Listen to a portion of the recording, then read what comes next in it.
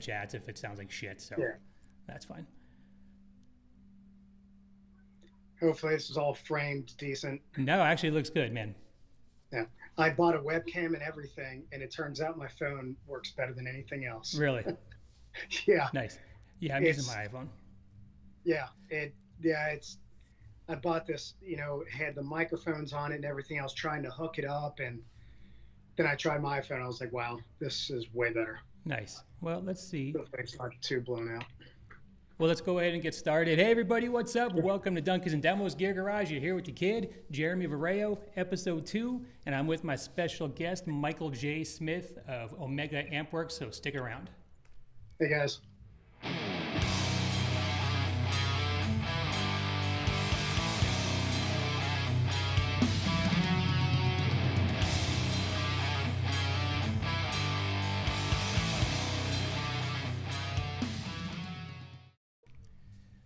All right, Michael, how's it going, man? How you doing? I'm great. How are you? I'm doing very well. Hey, for you guys that are watching, let me know. I'm getting a little bit of echo in my headphones, but Michael's not hearing it, so hopefully you guys aren't. So we're in the midst of a plague, right? COVID-19 thing. How are you? How are you hanging in during all this? Honestly, really good. Sales are incredible. The only downfall for us is typically we have everything CNC'd, all the wood for the head shells and for the speaker cabs. And we used to have a CNC machine in house, and that guy that was operating is no longer with us. So we outsourced to another company. Okay. That company is just now opening back up. So for the past month and a half, 2 months, I've been doing everything by hand, and it's been a little bit more time. Takes a little bit more time to do that. Oh man, that's brutal. So Yeah. as far as the head shell fabrication, the cutting, assembling, gluing, Tolexing, staining, that's all you.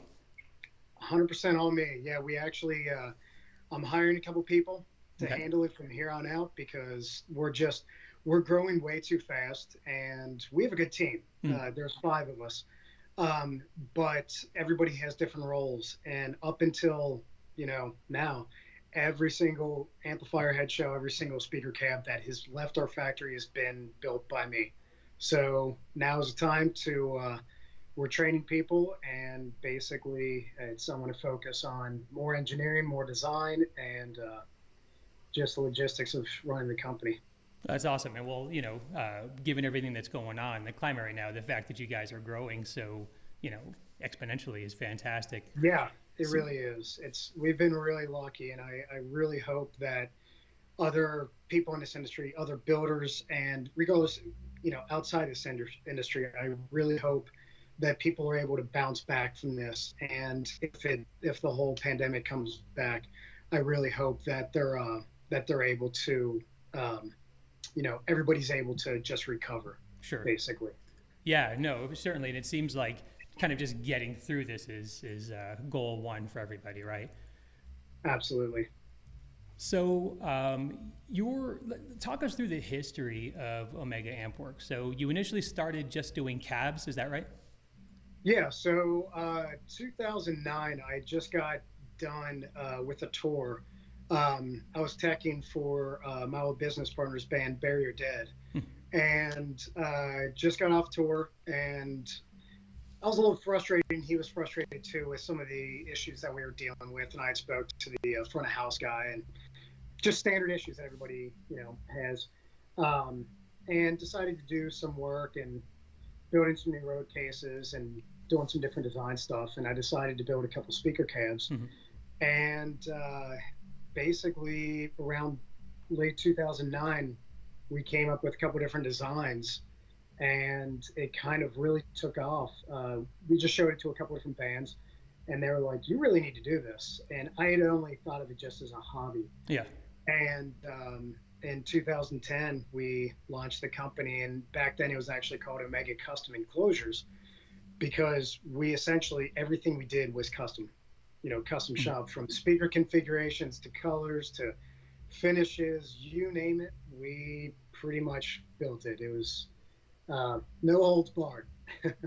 um, we did that for a couple years, and then slowly started trying to build a little bit more standardized stuff. And as any company starting out can tell you, custom shops are a way to get noticed, but they're also a way to really hurt your business because the amount of time that it takes, since there's no set, assembly line. Everything is different. You're constantly cutting different things or finishing different. So yeah, we slowly started fading off just the custom side.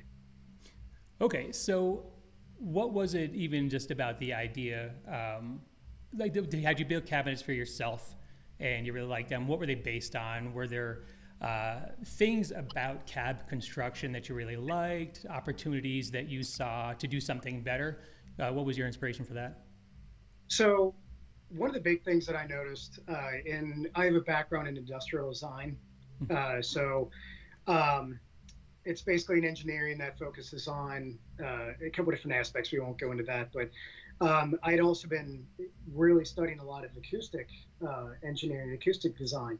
It's big in, just sonic, clarity and frequency bands and, a lot of different things. So essentially when I started the company, I wanted to make something that was a little bit more balanced, a little bit tighter in response, and reduce a lot of the issues with, standard speaker cabs. Now, I'll just put it out there. Our cabs are not better than anyone else's. Nothing that we build is better than anyone else's. It's just we wanted to have our own voice in a product. So essentially what we sought out to do was reduce some of the issues that sound guys and that players have been stating since the 60s. And a lot of that is phasing issues, comb filtering, and basically a little bit of a boomy nature caused by standing waves internally inside the cab. And if you've seen our speaker layouts, you've seen that they're different than just about any other company. And a lot of what that does is reduces the phasing of the phase cancellations that you get. And between that and the internal baffling that we've created and that we've engineered,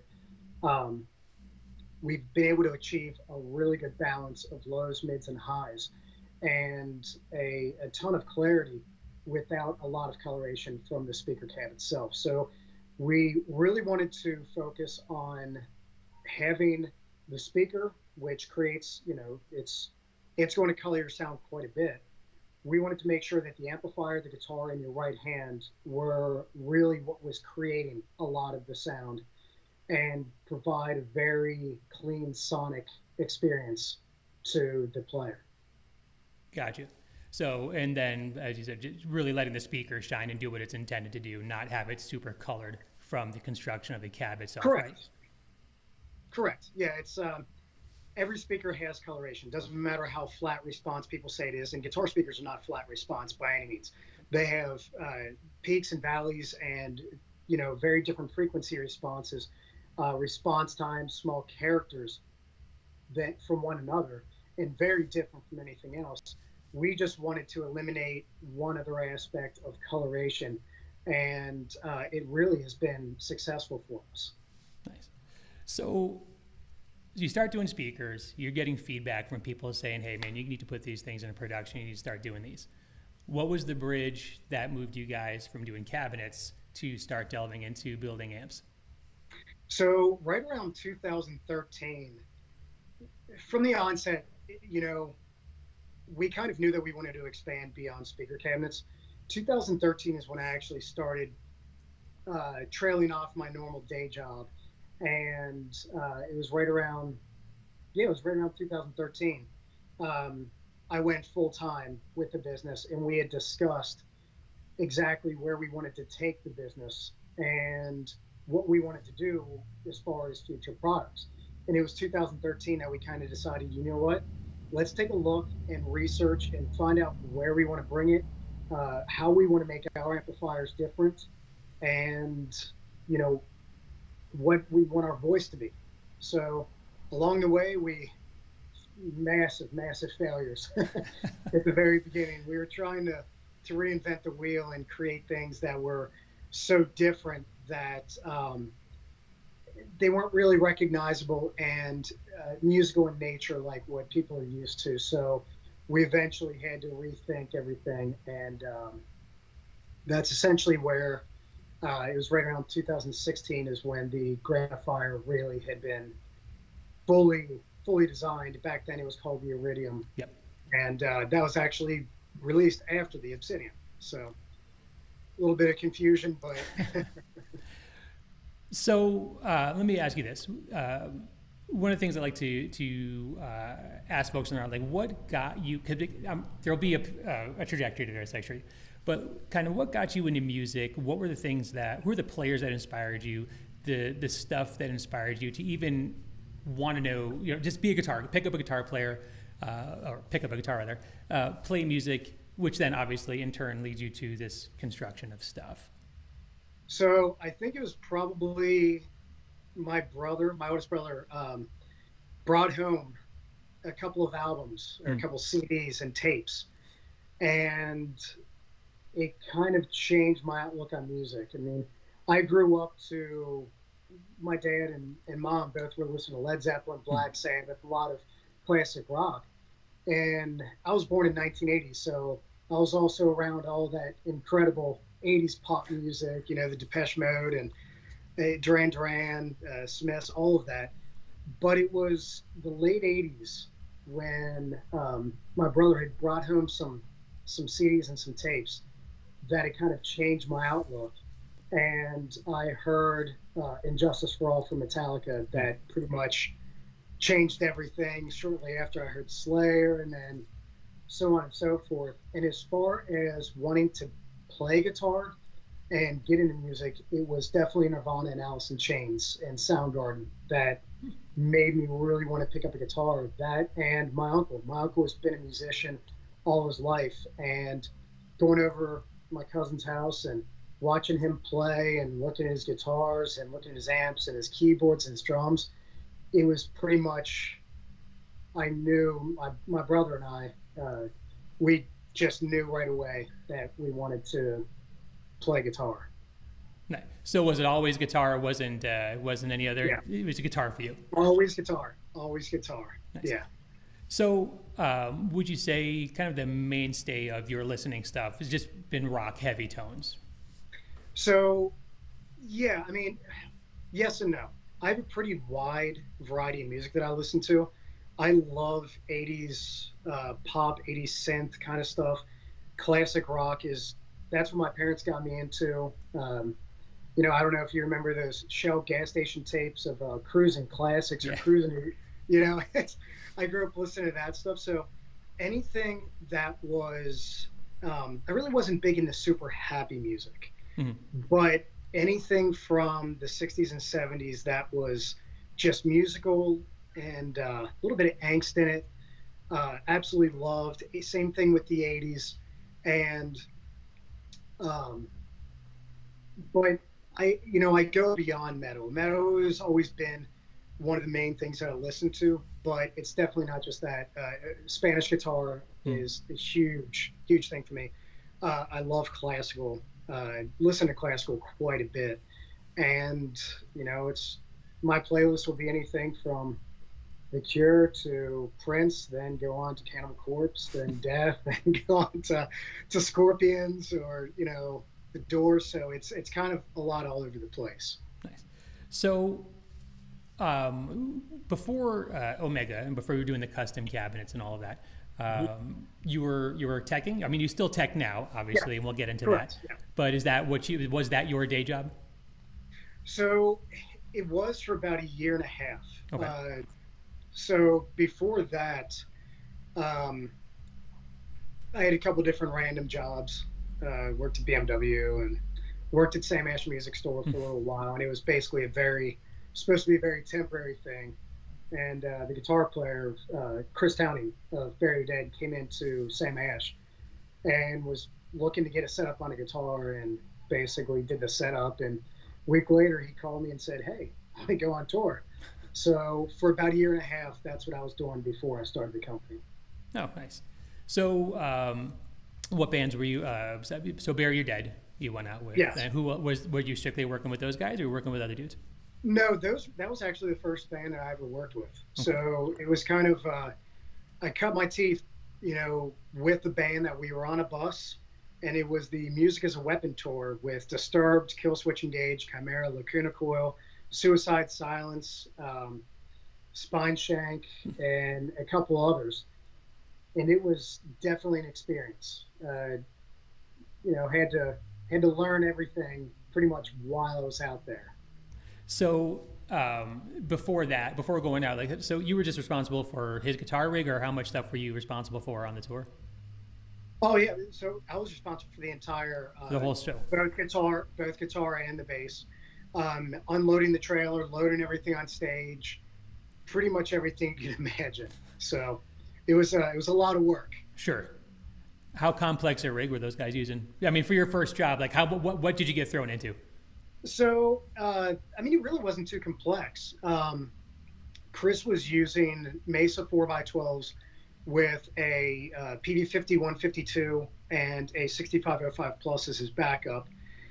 They had just a DBX 266 XL for noise gate for just canceling a lot of the hum and the effects loop. 2 Boss NS2s in front, a tube screamer, an EQ, a wireless system, and Slim was very similar, but he was using just a 6505. And I think he was using early on a Mesa, I can't remember those amps, the Stiletto. Stilettos? And he was running through some PV cabs, very similar setup. And eventually, over time, I convinced them, myself and the sound guy, to get rid of the graphic EQ, get rid of one of the noise gates, get rid of the tube screamer, and just go straight in.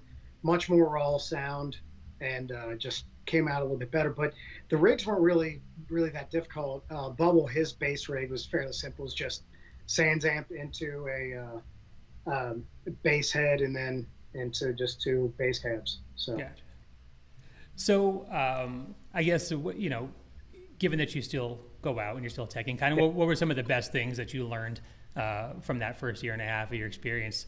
And how much did you learn just being around the techs from these other bands, right? If you had bands like Disturbed and Chimera, some of these bands that were, really pretty big at the time.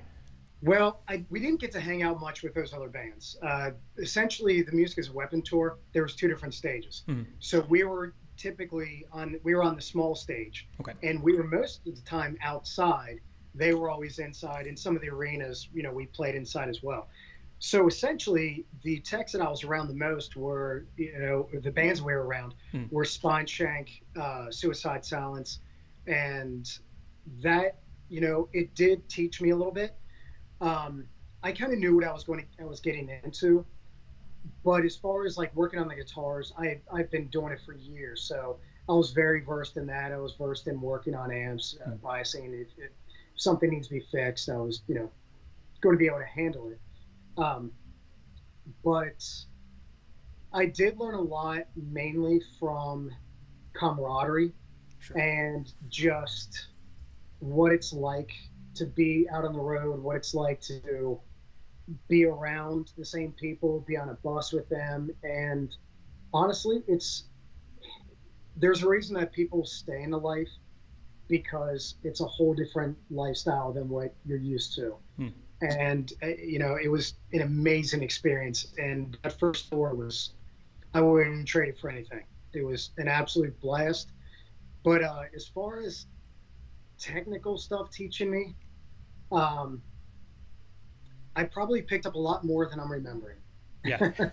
So more about the tour etiquette, more about like, this is kind of what you do. This is how you handle being out on the road. Yeah. Nice. Pretty much. Yeah. So you go out for a year and a half, you're working on your cabinets, roll into getting the amps out. When you started getting into the amps, what were the things that were inspiring you? What were the tones that were inspiring you that said, okay, I want to take what this is, or I want to hear, what were the sounds in your head? How do you develop something like the Obsidian? So one of the amplifiers that I had grown up with playing were the 5150, the Mesa stuff. So you can say that was the initial inspiration behind both our Granta Fire and the Obsidian. So, as you may know, and most people know that are in this industry, essentially when you're going to start off with high gain amps, you kind of start with a platform that's already out there. Majority of high gain amps are based on either Marshalls or Soldanos.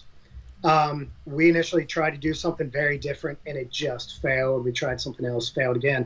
So we said, you know what, let's just go with what's tried and true, use that as a starting point, and then pick as much as way we can and create our own based off of what we want to hear.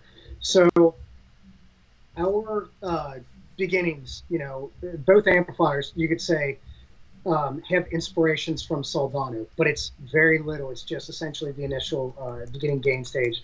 And after that, phase inverter is very different. The power supply is different. The coupling stages are different. Bias points, everything. But as far as what we wanted to hear and what our inspiration was, I've always been a big fan of the 5150 sound, all the bands that used it, especially, all the metalcore bands in the mid 2000s. I thought they had great tone, but I also loved a lot of the stuff from the 90s, old death metal bands. But I also wanted something that was going to be touch responsive. When you listen to Eddie Van Halen and Jimmy Page, I hate to use them because that's pretty much everybody uses, but they're true masters of just small nuances and the touch responses. And from a lot of the amps that I was used to playing, I felt that they didn't have exactly what I was looking for. So when we started developing the amplifiers, we really wanted to clean up some of the high frequency ranges and change a lot of what it felt like in your hand. When I play, a lot of times I'm rolling volume back. I want to be able to get a little bit different sound. I want to roll the volume up a little bit more, then go full out and turn the volume all the way up. I mean, growing up with 5150, it has a clean channel. Clean right. channel. So I most of the time just decided, you know what, I don't need a full-on clean. I just want to roll it off. So I really wanted to have a lot of dynamics. I wanted to have a balance because some of the amplifiers that I was used to either had a little bit more fizz and hiss that I cared for in the high frequencies, or the low frequencies weren't where I really wanted them. And essentially, it was myself and our main amplifier engineer, Eric Hockenberry, that sat down and went back and forth. And Chris Towning from Bury Dead was a partner in the company for quite a while. And we all just sat down and said, you know what do we want to change? And it was kind of a collective, all three of us, not just myself, that really brought the amps to where they are and created the voice. Awesome. So, sorry, I answered some questions from folks. It's a great story, and you told it so well. So what was the impetus to move from, so the Obsidian came out first? Correct. And then the Iridium / now Granta Fire. Granta Fire, yeah. So what was it that you wanted to do something different? Just drop down the channel, drop down some of the overall function, and get something out that's a little more just. Well, to be honest, when it was called the Iridium, that was the first amplifier that we designed, and we were going to release that one at first, but we kind of thought, well, if we're going to make a splash in this industry, we may not just want to do a single channel because we don't have a name for ourselves in this industry, and it may put people off. They may say, why do I want this thing? This doesn't make any sense. I need more than that.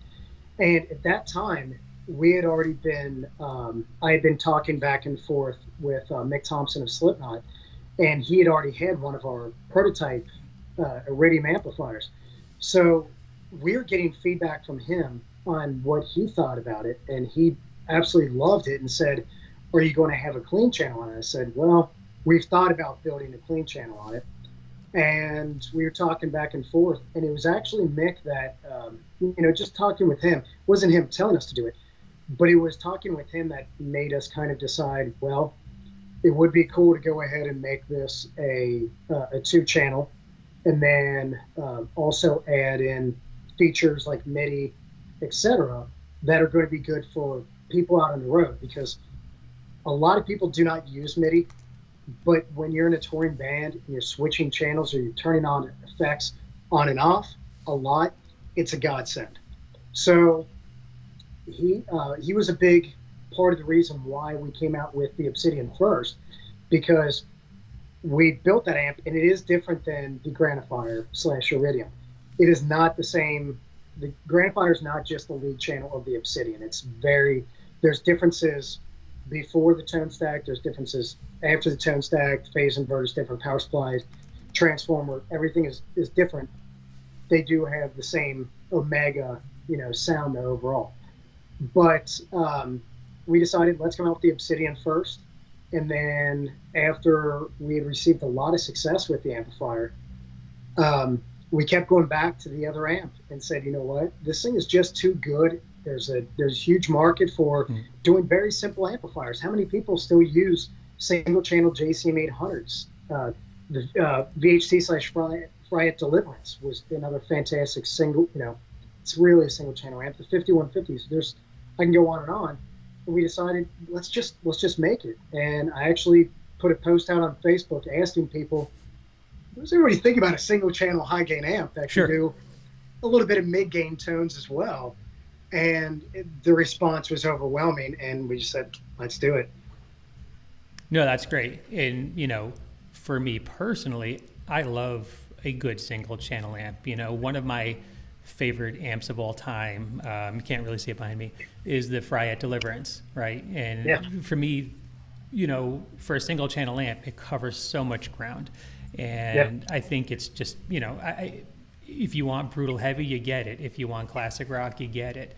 It'll roll back okay, but I don't know. I'm an idiot. I know nothing about amp design or the way things work. I plug it in, I hit the button. If it works, it works. But is there something about having less stuff for the signal to pass through, or is that not really a thing?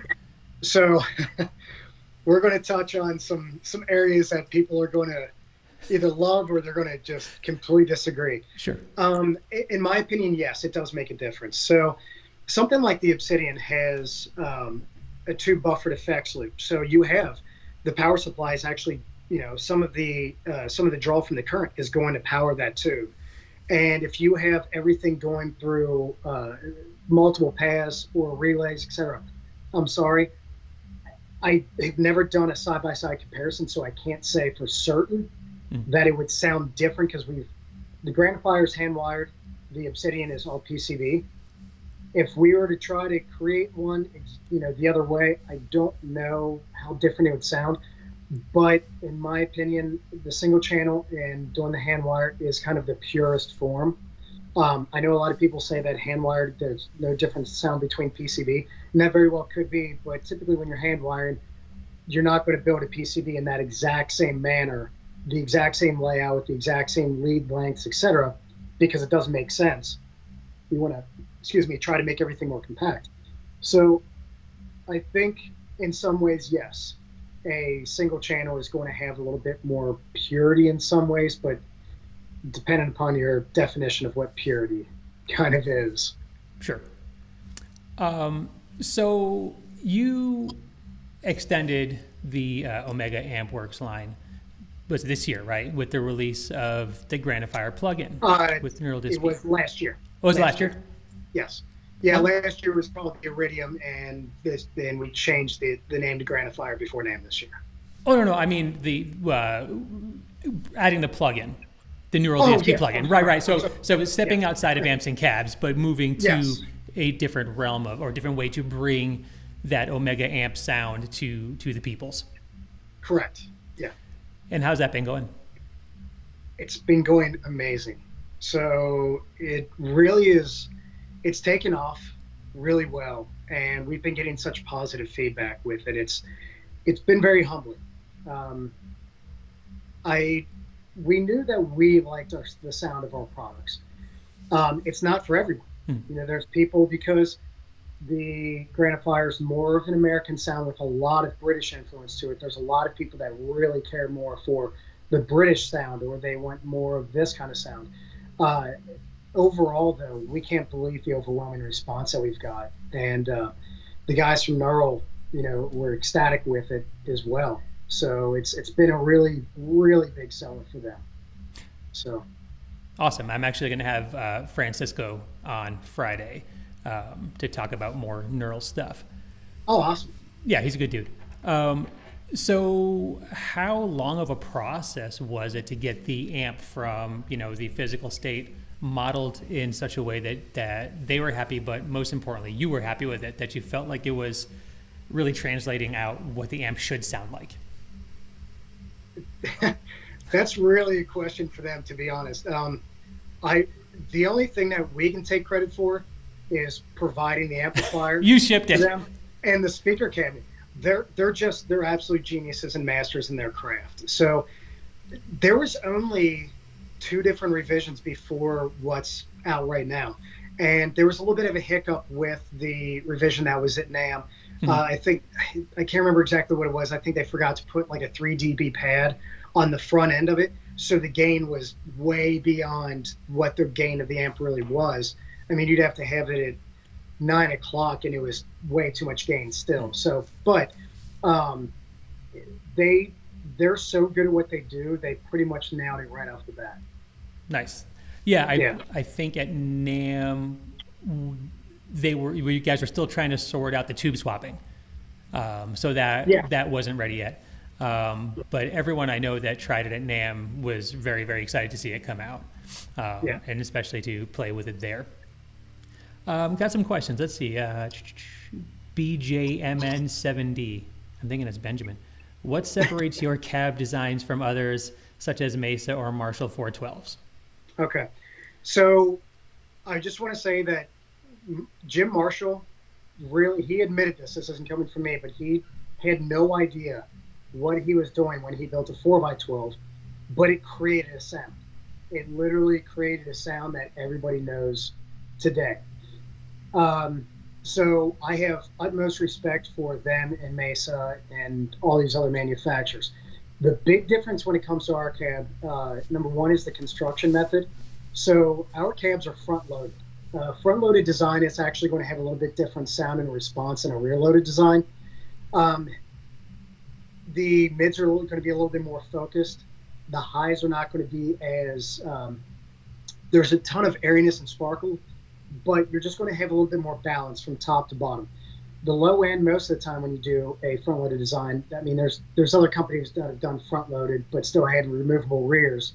But the way that we designed our front-loaded one, they're very tight, they're very percussive, and they're very right-hand dependent. So if you want to have that big, wide bottom end just chugging a little bit, further down on the bridge is going to really give you a lot of what you want. So we kind of think of the speaker cab number one as an instrument, just like your guitar, where you're able to manipulate the sound just based on what you're doing with your guitar. So the second thing is that once our cabs are glued up, the back is not removable, the front baffle is not removable. It is one solid piece. There's no additional screws anywhere. We use a method of joinery called a double blind finger joint that actually adds in an additional glue surface to each corner. Actually, 2 more glue surfaces to each corner. And we also have internal baffling that further reduces the effects of phase cancellation and standing waves. So with standing waves, essentially what you're getting is you're having waveforms amplify inside of a square box. So with the typical speaker cabinet, you have those speakers side by side in the horizontal plane. Then you have 2 right below it that have the exact same vertical plane and the exact same horizontal plane. You have a big gap right in the center. So when you have all 4 speakers that are the exact same distance away from the inner walls, you're going to have sound waves that are actually going to start to bounce off and reflect and build, and that's called standing waves. The bottom end starts to build up. So having a lot of these deflection baffles inside actually breaks up those standing waves. The second thing is we actually dampen internally with wood the resonances of the side panels and the top panels. You'll actually see with some different speaker cab designs that the cab itself, you put your hand on top and it's going to vibrate pretty violently. Well, essentially when you have a cone, a speaker, the cone is actually what's producing the sound. if you have anything else inside the speaker cab that's resonating, you're taking away different resonant peaks, or you're creating resonant peaks in the panels and taking away from different efficiencies of the speakers. Now, that's not necessarily a bad thing, but it's not a good thing. It's just a different flavor that we do. So by reducing the vibration from the panels, you get more efficiency from the speaker creating what it wants to create, the actual frequency response, etc. The third thing that we do is our speaker arrangement. The speaker arrangements are never the two side by side in a horizontal and a vertical plane. We actually stagger the speakers and couple them much closer together. And what that does is that actually further reduces phase cancellation and also greatly increases projection and horizontal dispersion.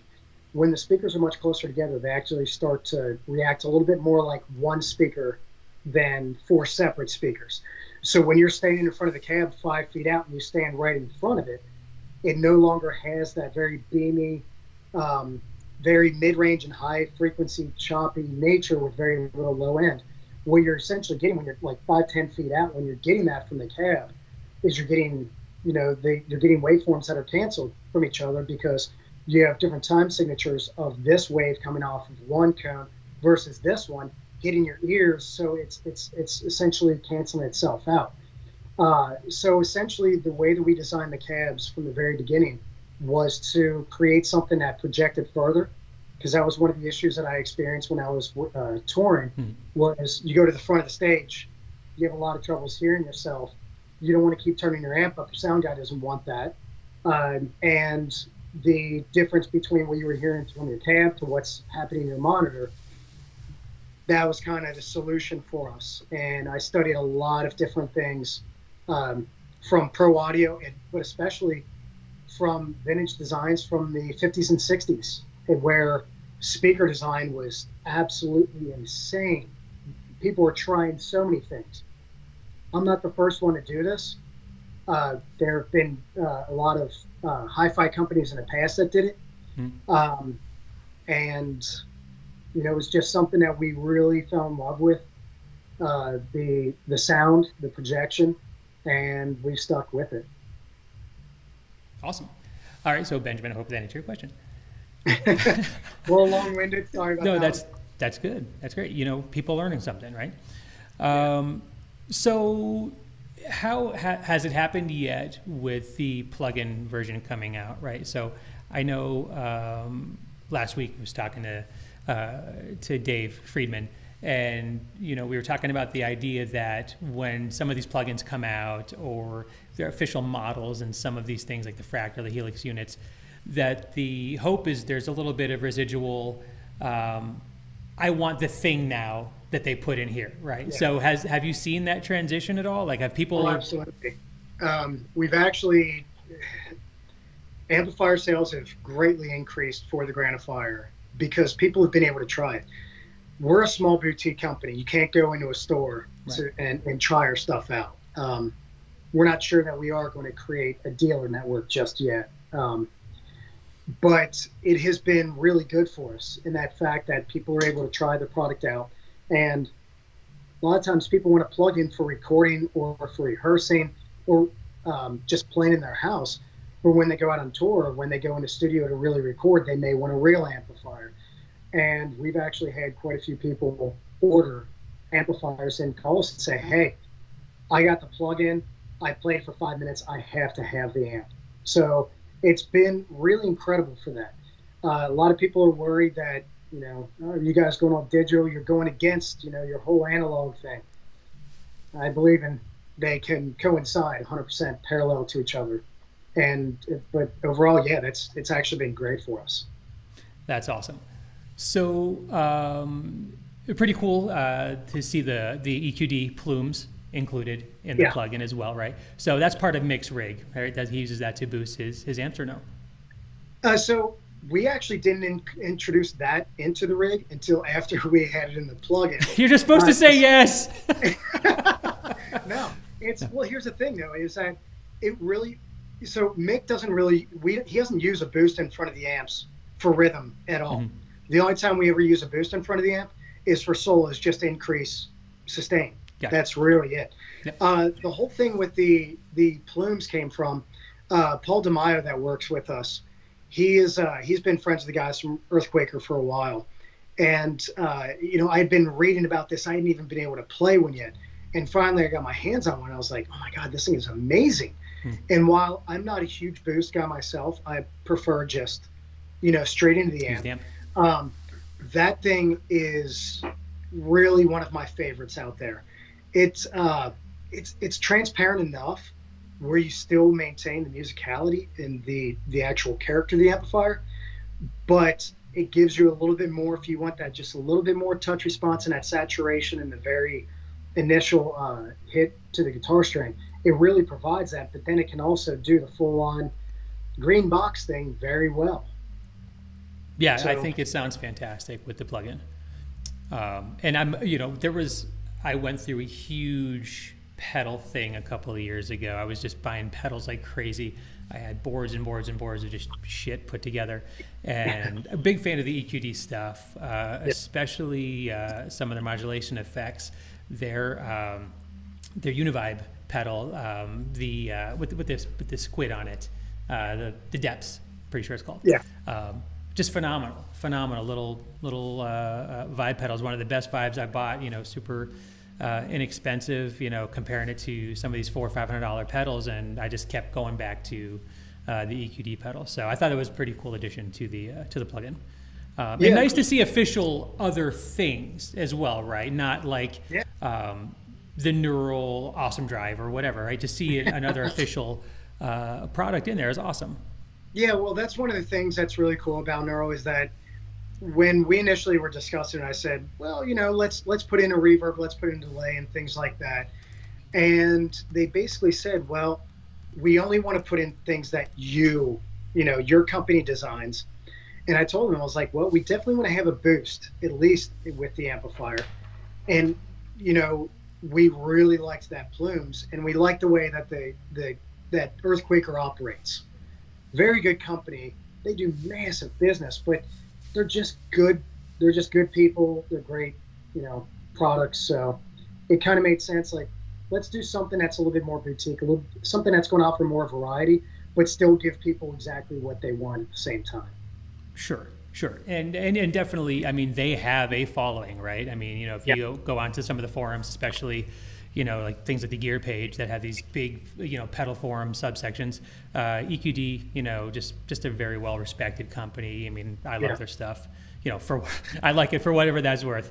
But no, it's a very cool partnership, I think. So I guess this piggybacks into, another question where I was going to go. Further diversification of the Omega line. Have you guys considered things like preamps or boost pedals? Because that seems to be the thing right now, right? And especially given the times that we're in, from an economy standpoint, maybe easy to deliver. We definitely. So probably shouldn't say this, but yes, we are going to be doing pedals. We're going to approach it though a little bit different than what most people would think we're going to be doing. We want to provide solutions as well as provide things that we feel are pretty much studio grade. I can't go too much into detail about that, but I'm sure we're going to build a boost pedal. It's kind of like, that's the way you get into the game, right? You have to build a boost pedal or something along those lines. So I'm sure we're going to do something. We haven't even looked into that. Preamps and products for people that are a lower price point, because our products are not inexpensive. They're not at the top where there's some amplifiers that are $5,000-$6,000. Right. But our amps are not inexpensive. Our speaker cabs are not inexpensive, and we definitely want to create some things that are going to help with people, especially to be able to gain the sound if they don't have the money, and as well as provide solutions for people that tour over in Europe. Yeah. Excuse me. If you don't have a Kemper, which, I mean, we have Kemper profiles as well, which have been amazing for us. But if you don't have a Kemper, or you're not able to use a MacBook and have the plugin running, and you can't bring your amps over, we kind of want to have some stuff that is small, compact, and will allow you to still carry your sound with you even when going overseas. That's great. That's great. So our boy Reza Maddox, I don't know if you know Reza, he says Yeah. preamp pedal. So there you go. Reza wants a preamp pedal. Yeah, I was talking to him. We were actually messaging yesterday. I know he wants something else along the lines. Well, he wants something else too. Yeah. So.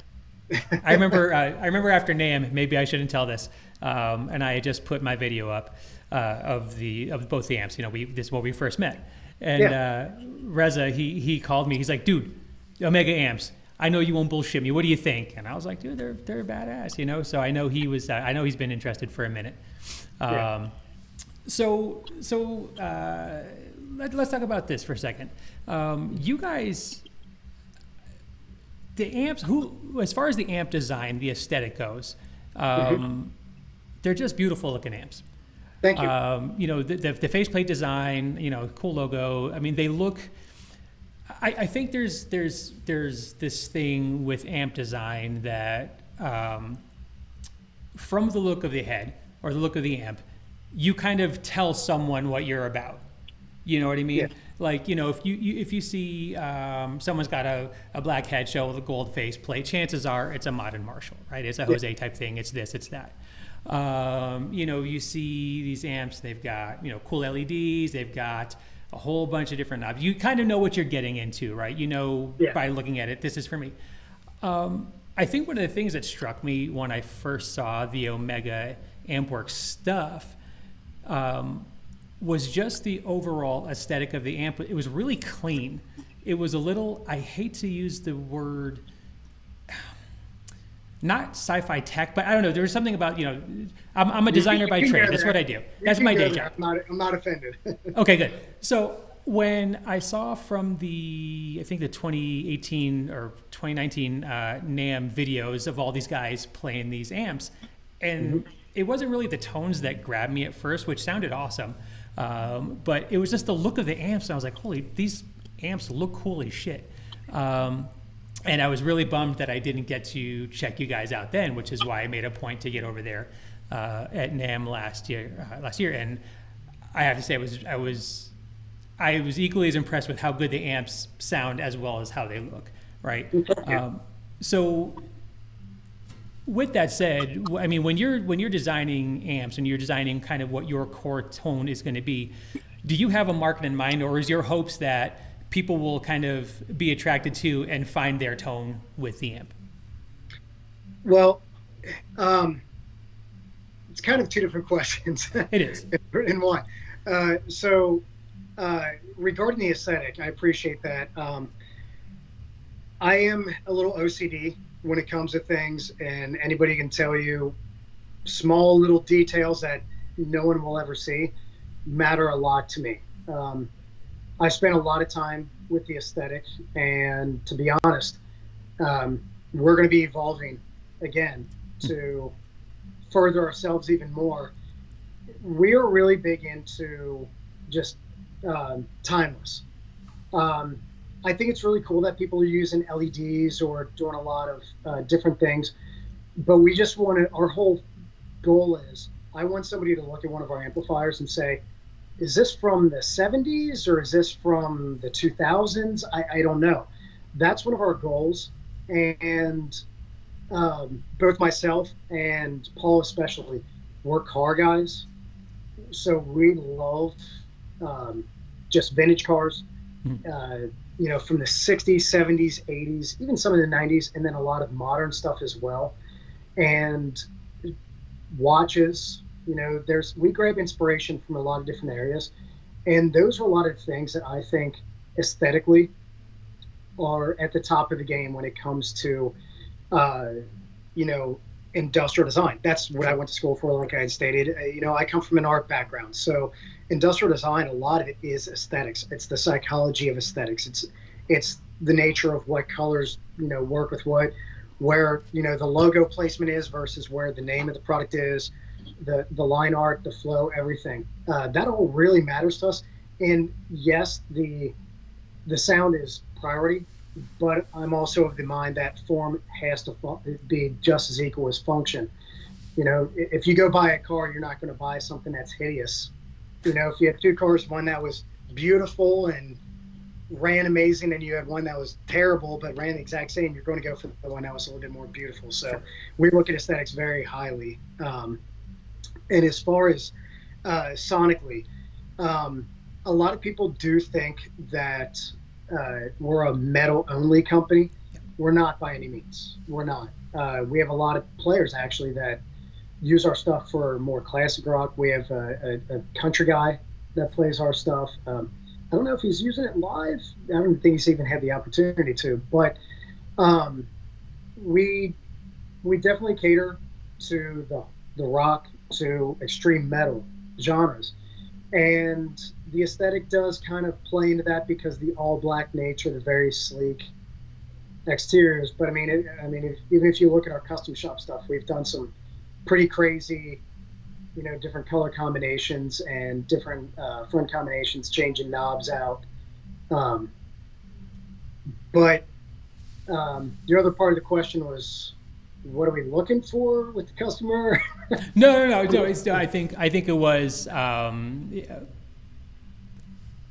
next question.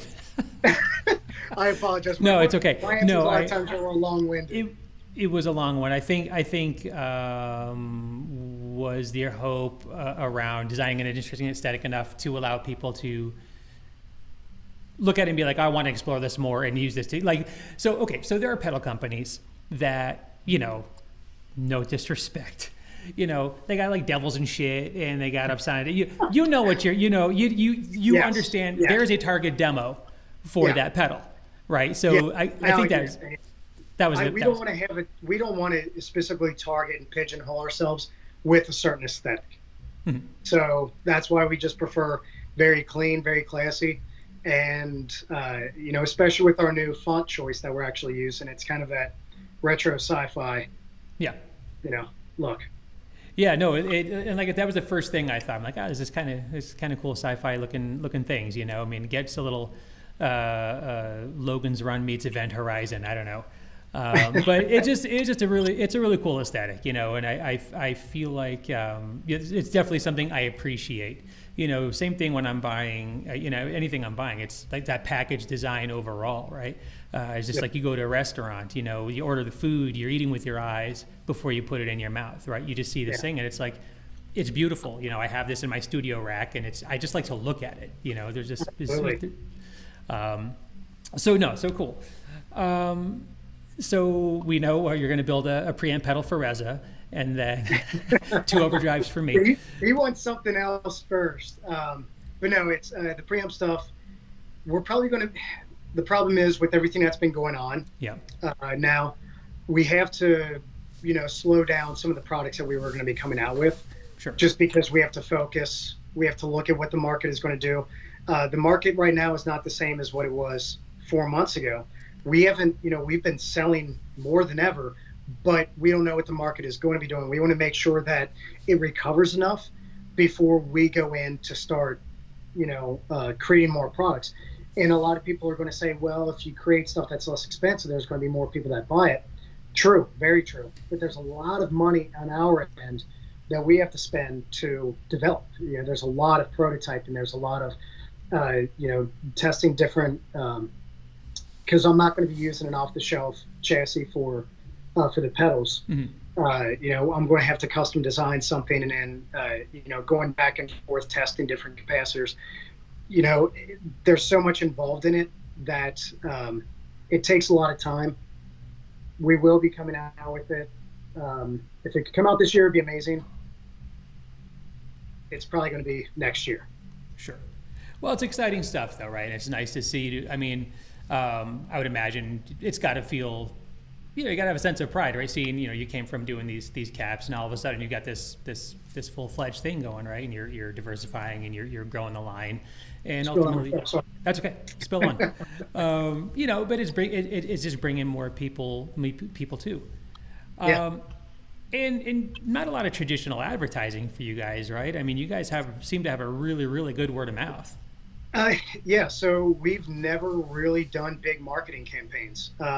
Partly the reason being is we were a little afraid of growing too fast Sure. early on because we were so small. It was myself and one other person. I was doing all the building, and he was handling the accounting and a few other things and helping me out whenever he had a chance. We've had helpers throughout the years, but the marketing thing to me it makes sense, but the times have changed. Yeah. There's magazines out there that are still very relevant, but trying to post something in a magazine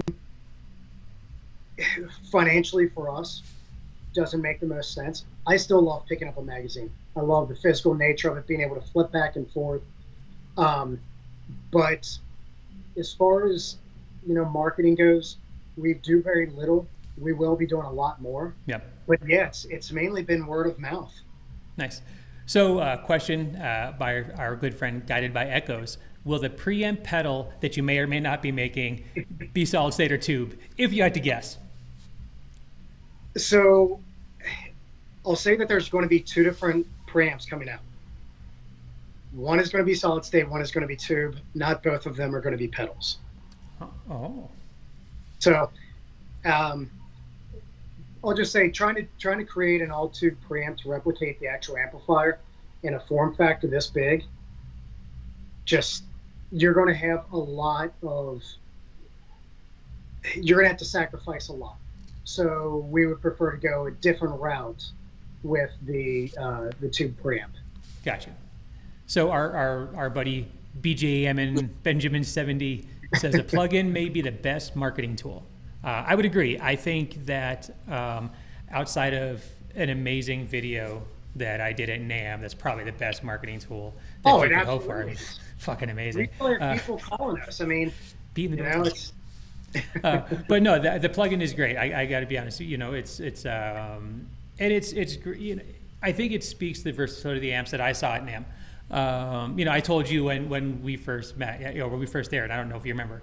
As I said, I'm more of a hard rock thrash guy. So you dialed it in, and the look on my face again. I have no poker face when I like something, and you can see it in the video. I was like, holy fuck. But it's awesome. And then today with the plugin, I did a quick thing. I threw up on the Neural site. Watch it. Because I'm going to take on Ola's Will It Chug. Because I'm just going to say this right now. Fucking everything will chug if you chug on it. You know what I mean? Yes, it will. So, new series starting here. It's called Fuck Chugs, Will It Rock? So that's the new one.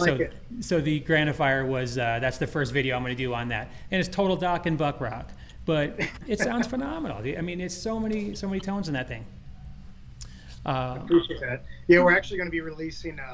I've got to get with the guys from Neural. We've been creating a ton of presets because when that came out, I was out on the road.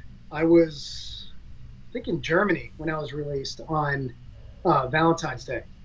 We didn't have a whole lot of time to dial in presets because every day we have shows, we have days off. My only capability of actually messing with the plugin was on the Pro Tools rig for the band, and it's in the rehearsal room, so I didn't have a whole lot of time with it. But we created, I think we're at about 25 different presets, and we're going to be releasing those soon. I think you'll dig some of them. Nice. Right in with that nice butt rock. Very good. Oh, here we go. Eric Truss says, Dunkies and Demos, hashtag will it butt chug. Listen, Eric, this is a family-friendly show. I'm going to need you to keep that to a dull rule.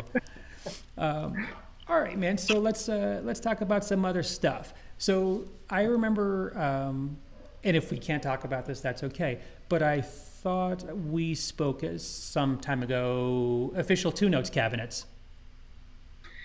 So yeah, we're still. I actually was speaking to Guillaume a couple of weeks ago. It's definitely something we plan on doing. It's just timing. Sure. Right now, what matters the most to us is getting orders out to the customers. With the fact that everything is hand done, it's taking a little bit more time than we want. Customers come first. That stuff comes second because we can do it ourselves, and Guillaume's actually going to assist us. Definitely something we want to do. Hard to say exactly when. A lot of people have been beating our door. Well, flooding our emails, I'll say. Sure. Your digital door. Yes, exactly. But it's definitely something that is going to be coming. We're going to be creating IRs, and excuse me, a lot of people are really curious about our new OEM speaker, as well as the signature speaker that we designed for Mick, which those will be in the IRs. So nice. So speaking of IRs, cabs, you guys developed two speakers with Eminence. Is that correct? Correct. These are proprietary to Omega? 100%. Everything is actually proprietary. The entire motor structure, the basket. This is nothing that Eminence has ever. They've never used these components before. So the cone that they've used the cone. They've used some of the soft parts, but the 50-ounce magnet and the basket design, they've never used before. When we were working with another company initially on a custom speaker design, and I won't go into it, but it was best off that we left working with that company. And I had known the guys from Eminence because when we started the company, in 2009, 2010, we were using Eminence. They were great to work with, just answered all my questions, never thought they were too big for us, even though we were ordering like 3 speakers a week. And I contacted them and I told them exactly what we wanted to do. And they really weren't that hesitant. Anthony Lucas over there really was excited to start something different. And basically, I gave them the formula. I gave Anthony the formula for what we wanted. And we tried a couple different things out. And I said, okay, well, let's try this. Let's try this. And then all of a sudden, we found both speakers, the final revision, the day that we were supposed to record with Slipknot. So it kind of worked out perfect. But yeah, it's both speakers are different than anything that they have created. They are not clones of any other speaker that's out there. Unique to us, and yeah, they were a huge hit at NAMM, and so far everybody's been loving them. Nice. Yeah, no, they sounded great, and you've got both of those modeled in the plugin as well, right? So you've got both. So the VM1265, which is our OEM speaker, is in the plugin. Mick's signature speaker, the DV77, is not in that plugin. That's the other speaker that's in there is called the MS1260. Okay. And that is something that we're going to be coming out with later on. Oh. So we actually designed more than one.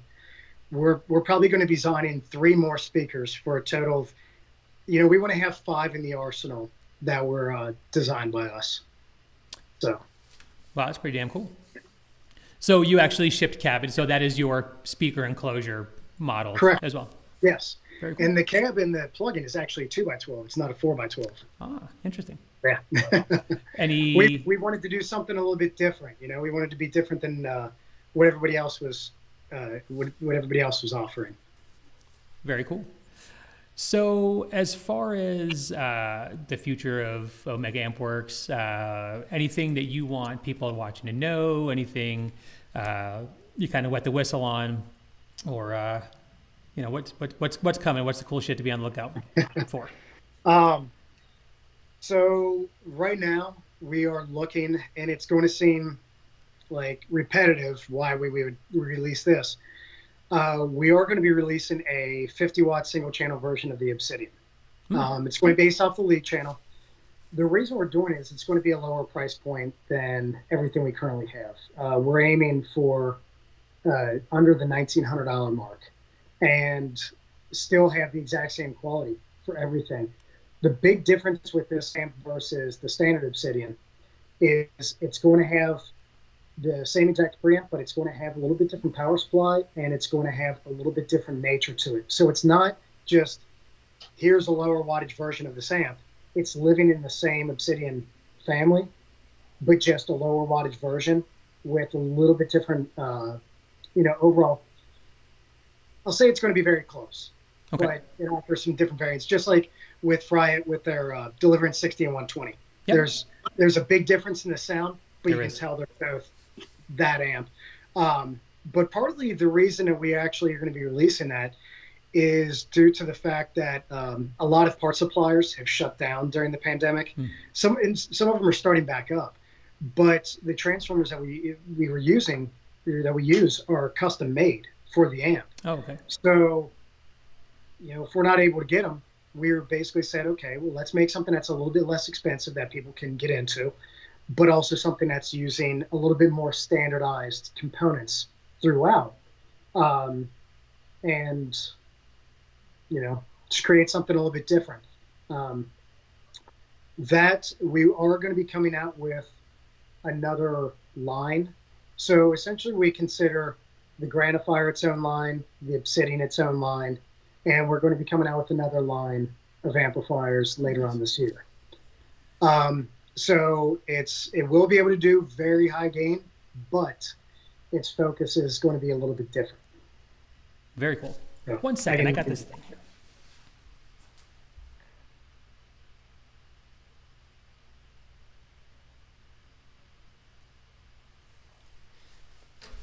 This is the problem when you're working economy and using your iPhone for a camera, all of your calendar alerts pop up. So to anybody wondering, my dog has a vet appointment tomorrow. So her name is Tulip. Well, I hope he's okay. What's that? I hope he's okay. Oh yeah, all good. Just getting spayed.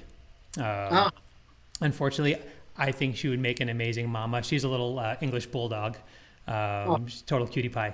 But Oh yeah, I saw the video of her playing in the puddles. The puddles of mud. That's my girl.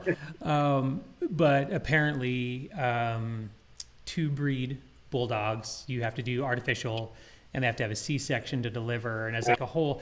She's too. I'm not putting her through all that, No. So, just here to love. But anyway, back to the important stuff.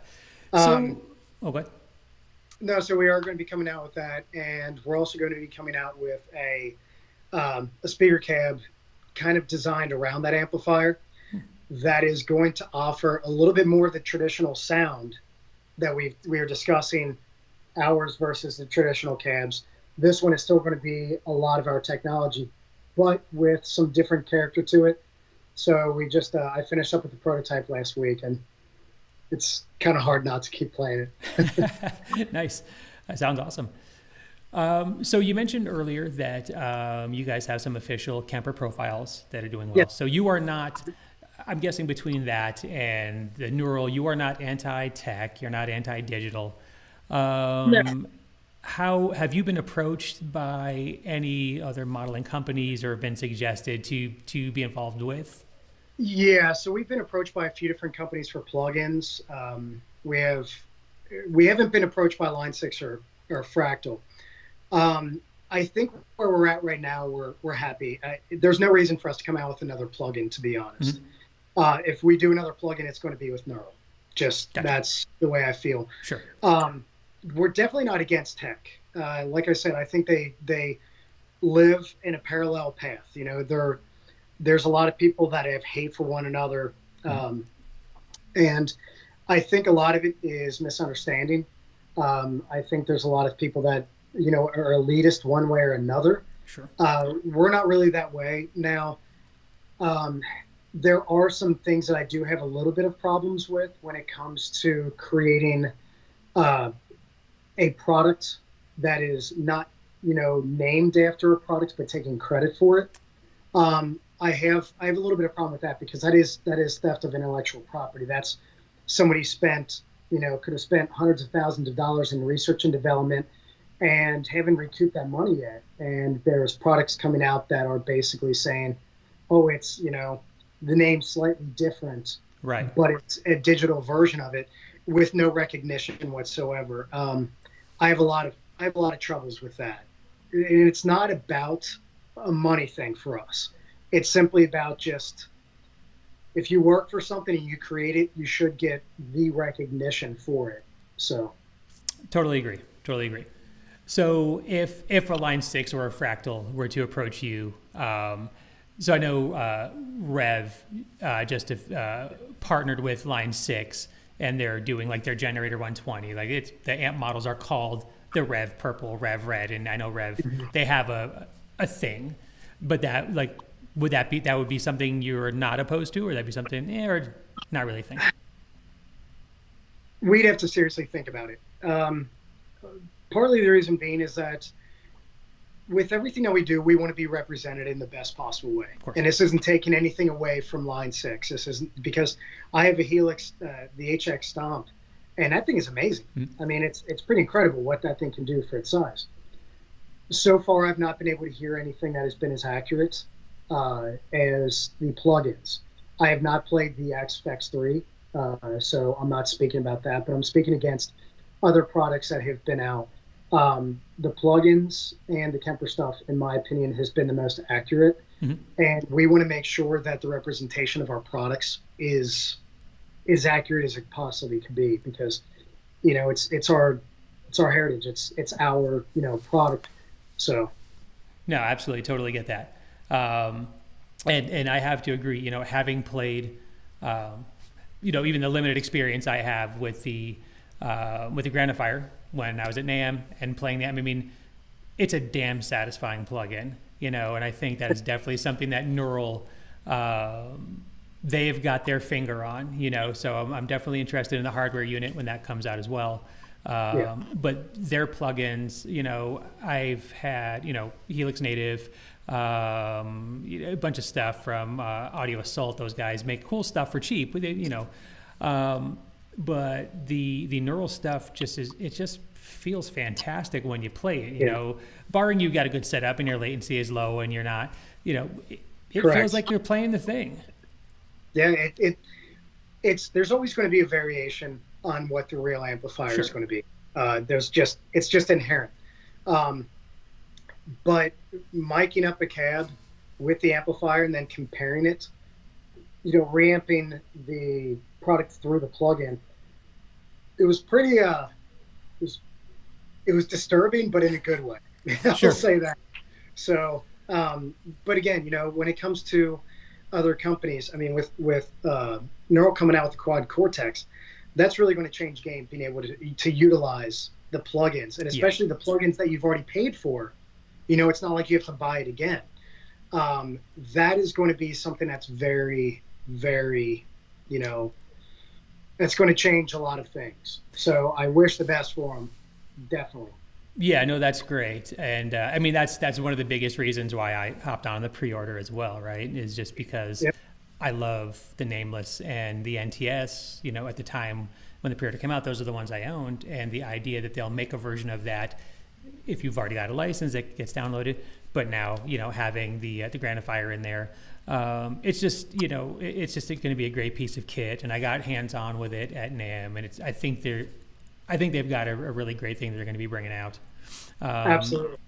And again, you know, some of the amp models they have in there, it seems like they're doing their forum research. All these things that people are asking for to have in the current modelers that aren't getting put in, they're rolling out with, right? And they're forward thinking. I mean, they're getting the Fortins, they're getting the Omegas, you know, they're getting these, because you guys are a market. I mean, there is a market for what you guys are doing, and it is a big market. So I think that's great, and I think it's a great way to get you know, that Omega name in front of a whole bunch of other people. I mean, we couldn't be more happy when they first came over. So it was Gus and Francisco. Those are the first two guys that I had met at NAMM in 2018. And they came over and they just released the Fortin Nameless, and I got to play it. I was like, this is so much different than any other plugin I've played. And they came over and played the amps, and they kept on coming back over, like, can I play again? I'm like, yeah, play what you want. And we had discussed it, and I thought, you know, we're too small of a company for these guys. And then all of a sudden, it was just like, hey, let's do this. I was like, let's do it. That's great. So, but yeah, I think what they're doing, and just wait till you see. A lot of people didn't get to test and mess with their interface as much. Francisco came out when we were over there in Finland. He came out to one of the shows and got to show us a little bit more about the interface. It is so easy to use, and there's so much stuff in there. It's insane. Yeah. So I'm pretty excited to get one as well. Yeah, I'm definitely geeked for it. Well, listen, man, we are at about an hour 15. So, you know, I like to be a gentleman of my word, keep us to our time. Anything? One last question. Where do I get that Omega t-shirt though? THO. So we've been, yeah, it's another. People about T-shirts have also been knocking down our virtual door. You're right. We are going to come out with more T-shirts. This is one of the OGs. This is like probably 2012. Vintage. We definitely need to make more of them. I'm actually going to be going on Facebook and asking people, as well as Instagram, what they want. If they want this one that has the old Omega flag on there, but it's not going to say powered by Omega anymore. It's going to say Omega Ampworks.com, which that's going to be the new name for the entire company is Omega Ampworks. We're getting away from the powered by Omega. But we're going to do this one. There's going to be the same thing with the flag on the front. And I don't know. We'll probably make one that's really stupid, but nobody will understand. Yeah. But we'll laugh because people buy it and it's dumb. All right, man. Well, listen. Hey, appreciate you stopping by. Appreciate you talking through all the cool shit that you guys are doing right now. I wish you guys continued success, and for the tens of my viewers that tune into your, across, check these guys out at www.omegaampworks.com. They've got an official Facebook page. They've got Facebook user groups. These guys they're doing really, really cool shit, building some great amplifiers, American-made amps that will not totally break your bank. You guys are relatively reasonably priced for the offering. You really are. Yeah, and part of that is just because we sell direct. Yeah. If we were to have a big dealer network, that's where kind of our thing lies of, do we just stay direct? Because that way we're able to keep the prices. They're right in line with a lot of other companies and under a lot of other companies. And if you look at what goes into our amps and you look at the quality of components inside, they're pretty top of the line. So nice, man. Well, much like any of the videos I make, I wouldn't have you on if I didn't think you guys are doing something great. So again, really appreciate your time. You guys go check out Omega Ampworks. This shit is awesome. Michael, we'll talk to you soon. Absolutely. All right, guys. It's great, man. Thanks. Peace. Bye.